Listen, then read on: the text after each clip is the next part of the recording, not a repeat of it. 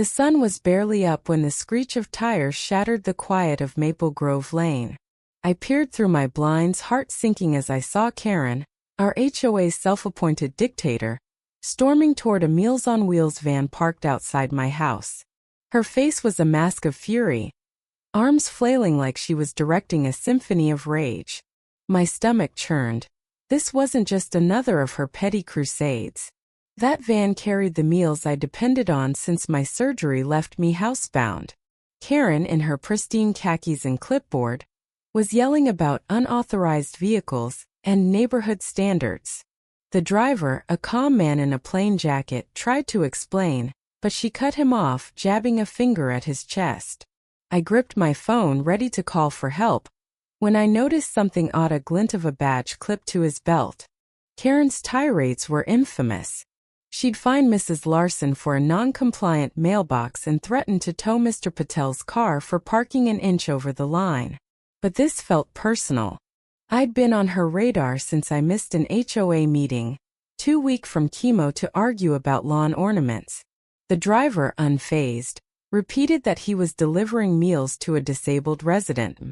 Karen scoffed, accusing him of lying, saying she'd have the van impounded. I hobbled to my porch, voice trembling as I shouted that I needed those meals. She spun toward me, eyes blazing, and snapped, "You should have thought of that before breaking rules." The driver's calm demeanor cracked just slightly, his hand brushing his badge. I realized then he wasn't just a volunteer.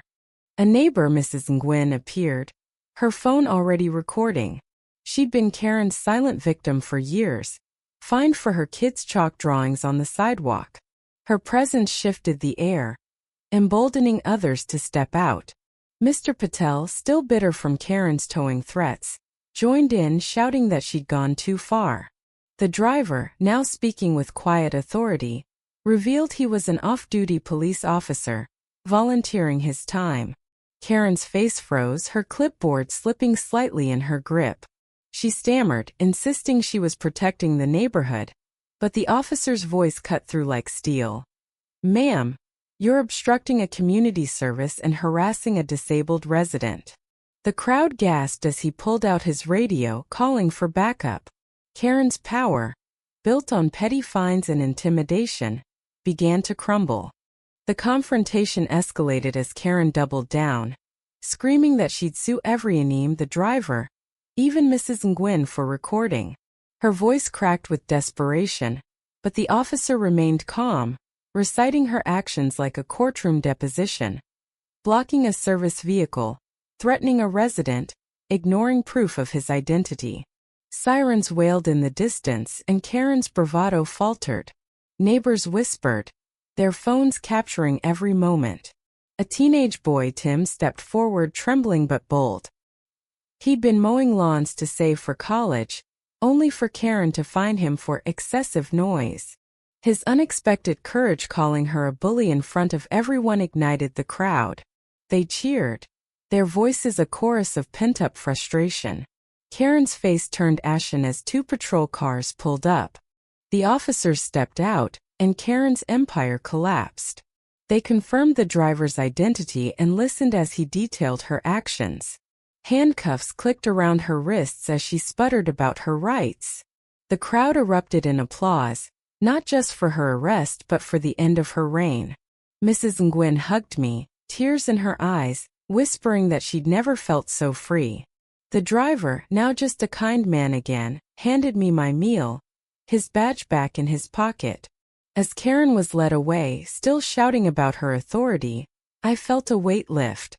The neighborhood wasn't perfect, but it was ours again.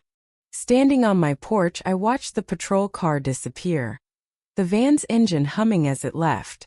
Neighbors lingered, sharing stories of Karen's tyranny, their voices lighter than I'd ever heard. Tim, the boy who'd spoken up, grinned and said he'd mow my lawn for free next week. Mrs. Nguyen promised to bake me her famous spring rolls. The officer, before leaving, tipped his cap and said, "Keep looking out for each other." His words stuck with me. We'd been divided by fear, but together we'd reclaimed our home. Karen's arrest wasn't just justice, it was a reminder that kindness and courage could outshine even the loudest bully. What do you think? Did Karen get what she deserved, or was there another way to handle her? Share your thoughts.